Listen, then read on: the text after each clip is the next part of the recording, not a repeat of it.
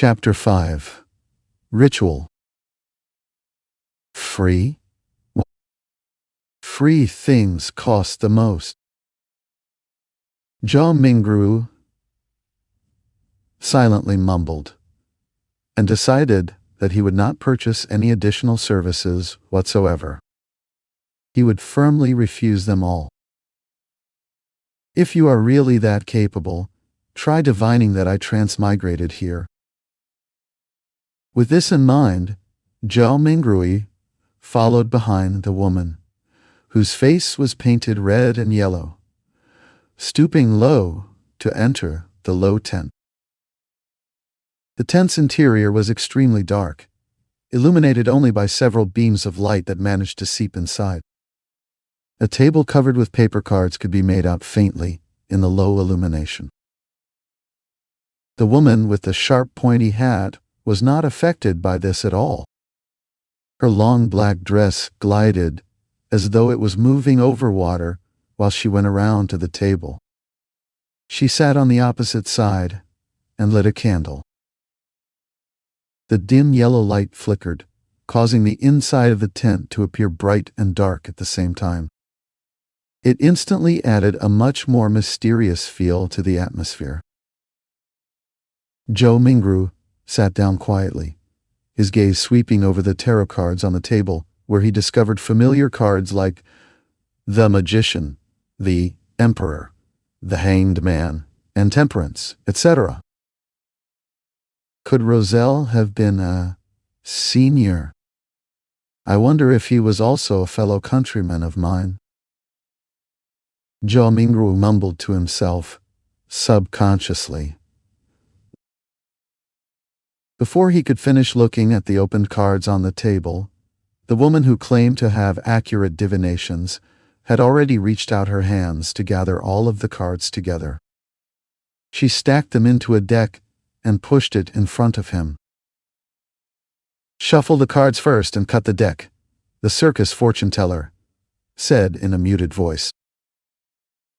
"May? Shuffle?" Zhao Mingru asked reflexively. The yellow and red paint on the fortune teller's face squirmed together as she revealed a slight smile, saying, "Of course, everyone's destiny can only be unraveled by themselves. I only serve as a reader of it." Zhao Mingru immediately questioned her warily. "This reading does not require additional fees, right?"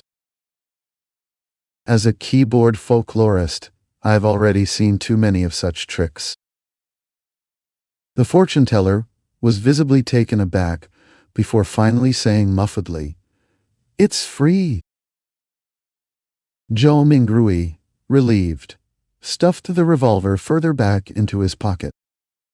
Thereafter, he calmly reached out his two hands to shuffle and cut the deck skillfully. "It's done." He placed the already shuffled tarot cards in the middle of the table. The fortune teller clasped the cards with both her hands and carefully looked at cards for a while. Then, she suddenly opened her mouth and said, "I'm sorry. I forgot to ask. But what would you like to ask about?"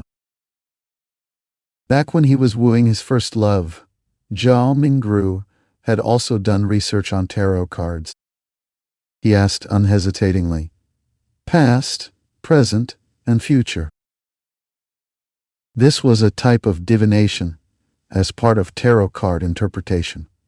3 cards, when opened, sequentially symbolized one's past, present, and future. The fortune teller nodded first, then curled her lips to reveal a smile and said, "Then please, reshuffle the deck. You can only truly get the cards you want if you know what you would like to ask about." Were you fooling me just now? Do you have to be this petty? Didn't I only ask a few times if this would be a free service? Zhao Mingru's cheeks twitched a little. He took a deep breath and took the tarot deck back to reshuffle and cut it. "There won't be any problems this time, right?" He placed the already cut deck back onto the table. No problem. The fortune teller reached out her fingers and picked a card from the top of the deck. Then she placed it on the left side of Zhao Mingrui. Her voice was going lower and lower as she spoke. This card symbolizes your past. This card symbolizes your present. The fortune teller placed the second card right in front of Zhao Mingrui. Then she picked the third card and put it on the right side of Zhao Mingrui. This card symbolizes the future. All right, which card would you like to see first? The fortune teller raised her head up after completing her placement of the cards and gazed deeply at Zhao Mingrui with her grayish-blue eyes. I'll have a look at the present first, Zhao Mingrui said after giving it some thought. The fortune teller nodded slowly and flipped over the tarot card that was directly in front of Zhao Mingrui. A colorfully dressed character was depicted on this card, wearing splendid headgear with a stick over his shoulder. There was a bindle hanging on the end of the stick, and a puppy was following behind him. It was numbered 0. The fool, the fortune teller, lightly read out the name of the card with her grayish-blue eyes affixed on Zhao Mingrui. The fool. The 0 card of tarot? A start? A fresh beginning with all kinds of possibilities? Zhao Mingrui was not even considered an amateur enthusiast of tarot, so he could only make a rough interpretation based on his own impressions of tarot. Just as the fortune teller was about to say something, the cloth curtains of the tent were suddenly lifted open. The ray of sunlight that shone in was so blinding that it caused the back-facing Zhao Mingrui to instinctively narrow his eyes. Why are you impersonating me again? It's my job to handle the divination for people, a woman's voice growled angrily. Return to your post quickly. You must remember that you're just an animal trainer. An animal trainer? Zhao Mingrui's eyes had already adapted to the light by now.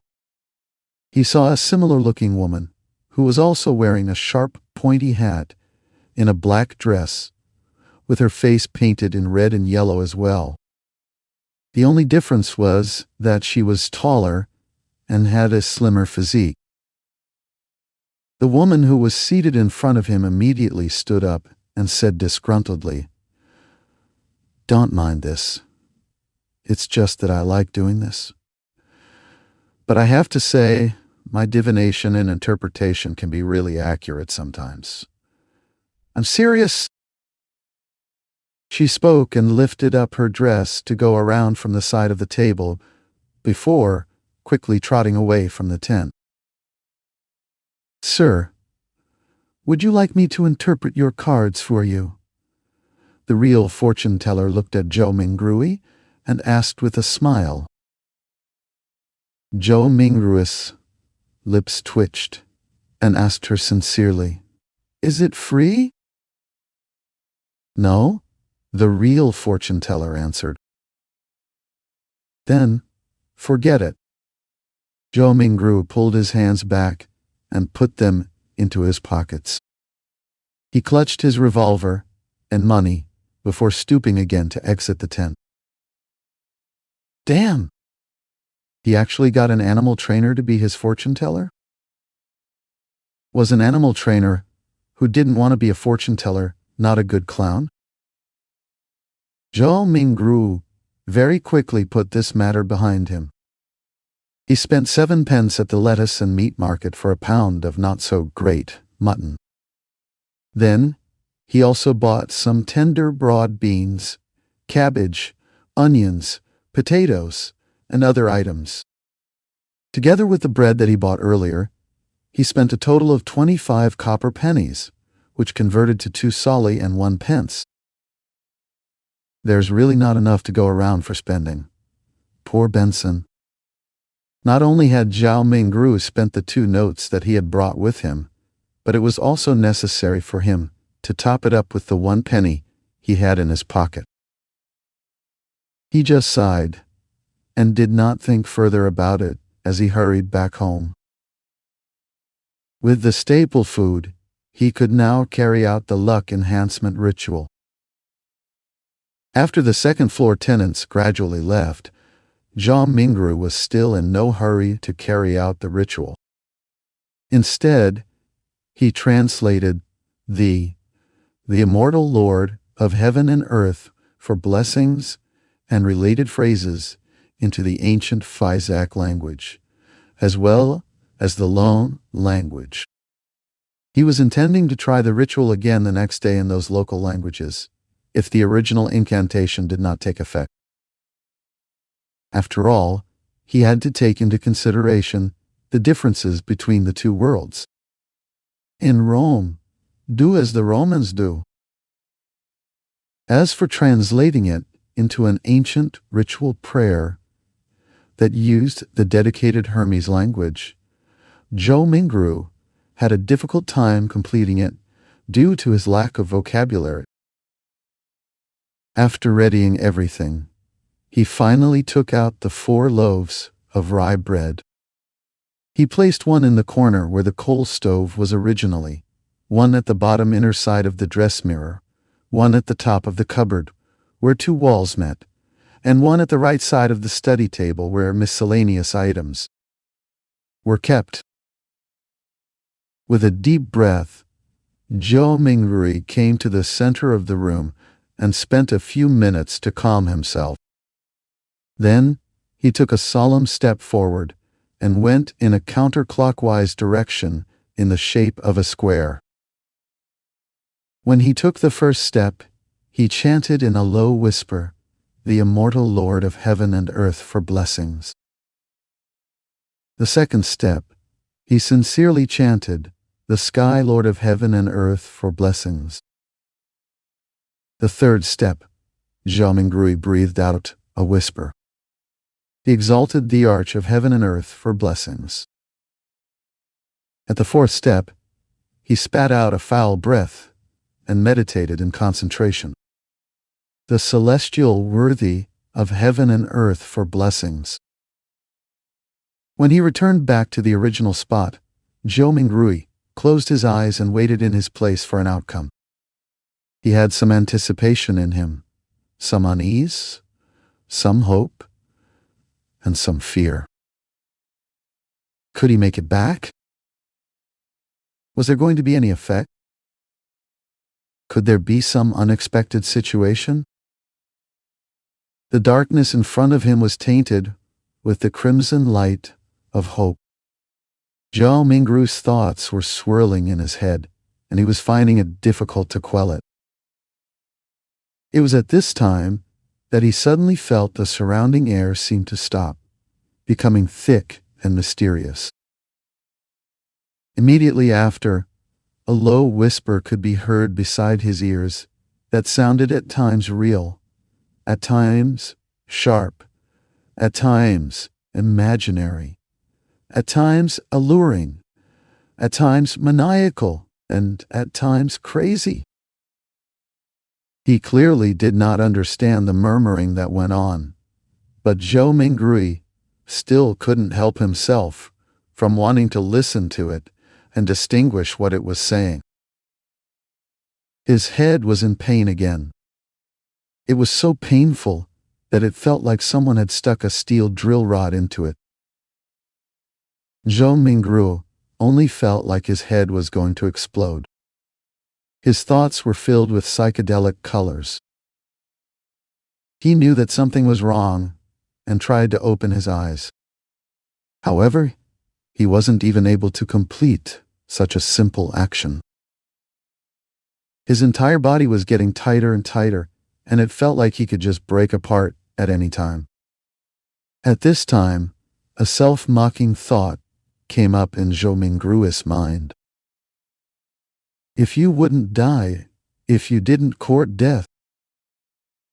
He could no longer bear it. Just as his mind was going to break, the murmuring of voices faded away, and his surroundings became very quiet. The mood was an erratic one. It was not only the mood. Zhao Mingru felt his own body going through the same sensations as well. He tried once more to open his eyes, an extremely easy task this time. A gray fog appeared over his eyes, haziness, vague, and endless. What's with this situation? Zhao Mingru suddenly looked around him, and then lowered his head down to discover that he was floating at the edge of an endless fog. The fog was flowing like water and was dotted with a lot of crimson stars. Some of them were enormous while others were tiny. There was a sense of them being hidden in the deep depths, while others floated over the surface of this water-like fog. Looking at the seemingly holographic sight, Zhao Mingru reached out his right hand in a half-confused, half-exploring manner to try to touch the crimson star that was seemingly floating on the surface. He was trying to find a way to leave this place. When his hand touched the surface of that star, a watermark suddenly appeared from within his body and agitated the stars into a crimson burst. It looked like a dreamlike burning of flames. Zhao Mingru got a fright from it. He retracted his right hand in a panic, but accidentally touched yet another crimson star. As a result, this star burst with splendid light as well. In turn, Zhou Mingru felt his mind empty and his spirit dissipated. In the Lone Kingdom's capital, Backland, inside a luxurious-looking villa at the Royal District, Audrey Hall sat in front of a dresser. The markings on it were antiquated, and there was a cracked bronze mirror on the surface. Mirror, mirror, awaken. In the name of the Hall family, I command you to awaken. She switched between many different sayings, but there was no reaction from the mirror at all. After more than 10 minutes, she finally chose to give up and pouted her lips in grievance. She said in a soft murmur, "Father was indeed lying to me. He always tells me that this mirror was the treasure of the Solomon Empire's Black Emperor, and that it is an extraordinary item." Her voice trailed off. The bronze mirror, which rested on the dresser, suddenly glowed with a crimson light that shrouded her completely. In the Sonia Sea, a three-masted sailboat that looked like an obvious relic was navigating through a storm. Alger Wilson stood on deck, his body undulating with the currents at sea, maintaining his balance easily. He wore a robe embroidered with lightning patterns, and in his hand was a quirky-shaped glass bottle. Bubbles billowed inside the bottle at times. Frost turned into snow at times, and signs of gusting wind could be seen at times. "Still short on the ghost shark's blood," Alger murmured. Then at this moment, a crimson burst appeared in the space between the glass bottle and the surface of his palm. In an instant, it enveloped the surroundings as well. In the fog of gray mist, Audrey Hall regained her sight. She started reckoning the situation in a state of horror and confusion when she noticed the blurry image of a man on the opposite side of her doing the same as well. Immediately after, the both of them discovered another mystery person standing not far from them, who was shrouded in a gray mist. This mysterious person was none other than Zhao Mingrui. He was similarly dumbfounded. "Sir, where is this?" Audrey and Alger were startled at first, falling silent in the process. Then, they immediately started speaking in unison. "What are you planning on doing?"